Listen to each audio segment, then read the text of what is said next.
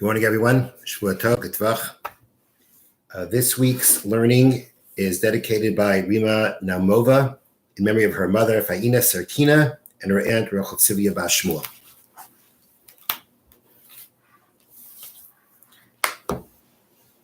We mentioned previously that, according to Torah law, the produce becomes kavula meiser, becomes set for meiser to the point that you can't snack from it when you bring it into your home. The sages said that there are times that it can be set for meiser that you can't snack from it at an earlier point. And one of those points are if you bring it into your courtyard. Now here the Mishna is going to tell us a case where we'll see if the courtyard will actually set it for meiser to prevent snacking or not. If somebody carries figs through his courtyard to dry out, so he has a place behind his house where he spreads out the figs to dry out. And he passes through his courtyard to get there. So we say, his children, if members of his household, can eat, can snack, and they're exempt from separating trimas and maisris. And the reason is because that being that these figs are being dried out, although they are coming to your courtyard, they're not yet completely processed because they still have to be dried out. And we know that figs that are dried out have to first dry, and then they have to be stored. They have to be squashed into a barrel. That's when they have Gemar Malachtan. That's when they have the completion of their process. So these dates that are being taken to be dried are not completely processed, and therefore the fact that they went into your courtyard is not going to be kaveya them l'maiser, set them for meiser, so that they can't be snacked upon. However, it's from the Mishna's wording, it's implied pretty strongly that it's only his children and household members who can eat, who may snack without separating shumas and maisris. That implies that you, the owner, the person who is carrying these figs to be taken to be dried out, you may not eat in the courtyard. The question is why? The explanation that the Baratanuri gives is that actually the thing is like this. If you were, let's say the owner would decide to change his mind, that, you know what, he's not going to dry them, he's going to eat them. Well, then they would be completely processed. I mean, if he's ready to eat them, they are ready to be eaten. They're processed to be eaten. And therefore, if he would decide he's going to eat them, he wouldn't be able to snack from them until he actually separates shumas and maisris, because the processing has been completed, and he brought it to the courtyard. Now here, that's not what he's doing. He's going ahead and he's taking it to be dried. And therefore, from the point of his children and members of the household, he's the one who decides what's going to happen with these things. And therefore, for them, it's not completely processed. And therefore, the courtyard doesn't set them to mice so that they can't snack. But for the person himself, the sages were concerned with the following. And that is that were he to change his mind, as we said before, then he would not be able to snack from them in the courtyard. And therefore, if he does start snacking from them in the courtyard, we're concerned that people will think that he has decided to eat them instead of dry them, and that he's snacking on produce he's not allowed to. Because if he has changed his mind, he's not planning on drying them, then they have been processed and they went into the courtyard. That's kaveya l'maiser, that sets it to maiser that you can't snack. So being that he is the one who is in control of what's done with these figs, he's the one who can decide whether he will actually take him to be dried or change his mind. Therefore, for him, we're concerned that if he snacks, because he's planning on drying them, so why can't he snack? But people will think that he's changed his mind and that he's not planning on drying them, and they'll suspect him of eating snacking without separating shumas and maisris, which he would have to do were to actually have changed his mind and brought it to the courtyard.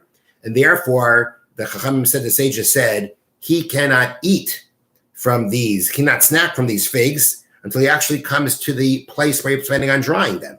If he comes to that place, it's clear to everyone is planning on drying. Okay, so once a snack and a few, that's not a problem. The processing hasn't been completed, and therefore be allowed to snack. Okay, now the Mishnah goes back to workers that we mentioned before. Now we mentioned before that workers have the right to eat from what they are working on. However, that is not always the case. As actually the way the halacha is, and this is how they bring it down here in the notes in the art scroll, that this law applies only to a work activity being done to finish the processing. That's the kind of work that you can, that's at that point you could be eating. Carrying the figs from one place to another is not such an activity. Therefore, these workers have no right to eat by Torah law. So here we've got workers, and the bottom line is, from the Torah law of a worker having the right to eat what he's working on, doesn't apply here when, in the case here where we're carrying figs to be dried out. However, the Mishna is going to tell us that there's still a possibility of them being able to snack without separating Shemis and Maasros. Hapoyalim she'imai, the workers that are with this person who are helping him carry the figs, where they're going to be dried. Bizman she'ein lahem alav mezainis, when they do not have food on him, meaning when they were hired, the wage does not include meals. Okay, so when meals are not included in their wages, nonetheless, the owner is telling them as they're schlepping, take some, have a few. Then they can eat, they'll be exempt. Because then when they are eating, it's a gift. There's no wages. Eating is not part of their wages. That was not part of the conditions made when they were hired. So it's a gift. A gift is not like a purchase that would be kaveh lamaisa to say that you cannot snack from them anymore. However, but if, let's say, part of the conditions of their hiring was that he would feed them, that means feeding them is part of their wages, then he can't eat these. These figs that they're eating now, that's part of their wages. And although these figs are being carried to be, the owner wants them to be dried, but the ones that they are going to be eating, which is really part of their wages, that's not the owner's anymore, that's theirs. And from their point, this is processed. If they're ready to eat it, these figs that they're going to eat, those are their figs. And from the point of eating, they're processed. So although for the owner they're not processed yet because he's taking them to where they're going to be dried out, and you're just working for him, but those ones that you're going to have, those are part of your wages because part of the wages is to feed, to be fed. So that's part of your wages. If that's part of your wages, that's a purchase. That means you're getting these things for your work. That's a purchase. A purchase is going to be kaveh l'maisa. It's going to set it to maisa that you can't snack. Where, but has a process been completed? For you, it definitely has, because for you that you're eating them right now, they're processed, and therefore, if you're taking them as part of your wages, which in this case it is, because the deal was that the person that you're helping, that you're working for, is going to feed you, so therefore you're getting them as your wages. That's like a purchase, and therefore that will make it now forbidden for you to even snack from it until you separate Shemis and Maasros.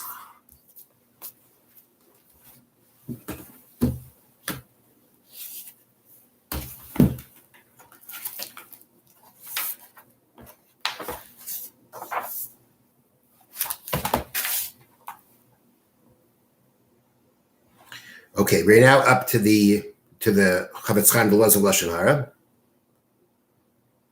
and we are now on Yudalad, the 14th prohibition. That again, it's that there is the potential to transgress when speaking Lashon Harah. Now, let's say again, but previously he was talking about putting him down for his past actions in front of people. Now, let's say he did that, or other derogatory statements. He did it in front of him and in front of others.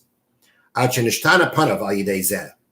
the point that he was embarrassed. His face changed colors. He was embarrassed. He also has transgressed the prohibition of do not bear sin upon him. That when the Torah says those words, the Torah is warning with these words. Not to embarrass your fellow Jew. Even where you're rebuking him. That's the context of the pasuk. The pasuk says, rebuke your friend, but don't bear a sin for him. What kind of sin are you going to bear for rebuking him? And it says if you rebuke him in the wrong way, that when rebuking him, you embarrass him. And that is ubeinei lebeinatzmai. That's even between you and him. You're talking privately to him. Do not rebuke him in a way that you shame, that you embarrass him. You know, if you lace into a person in certain ways, they're gonna get embarrassed. And that's even when you're rebuking him. That's even when you're supposed to be doing the mitzvah of rebuking. Even then we say don't embarrass him. All the more so when you're not rebuking him and you're doing it in front of other people. And you're actually embarrassing him in front of others. All this is if it wasn't done publicly. It would have done in others, but not so public. If let's say he publicly shames this person, and this is something that, again, if a person does this habitually, such a person can lose his portion of Olam Haba in the world to come. When he whitens the face of his friend in public, has no portion in the world to come. So therefore, in this kind of situation where when you're embarrassing him, so you're speaking Lashon Harah because you're speaking derogatorily about him to others, but because it's in front of others, there's the potential of embarrassing him and transgressing this prohibition. Okay, let's do the next one. Now, let's say the person you're speaking Lashon Harah, let's say the case is where, again, you're speaking Lashon Harah in front of a person, in front of others, but that person is either an orphan or a widow. Even if we're talking about rich ones, that means they're self-sufficient. They're not in as bad a place as others are.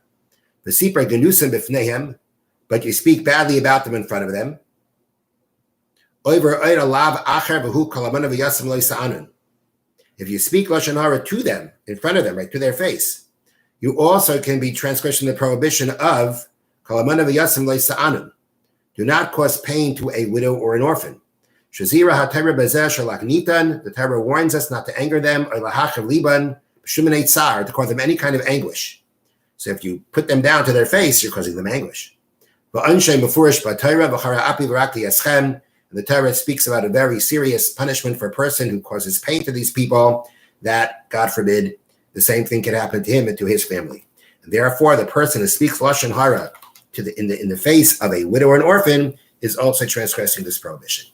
Have a great day.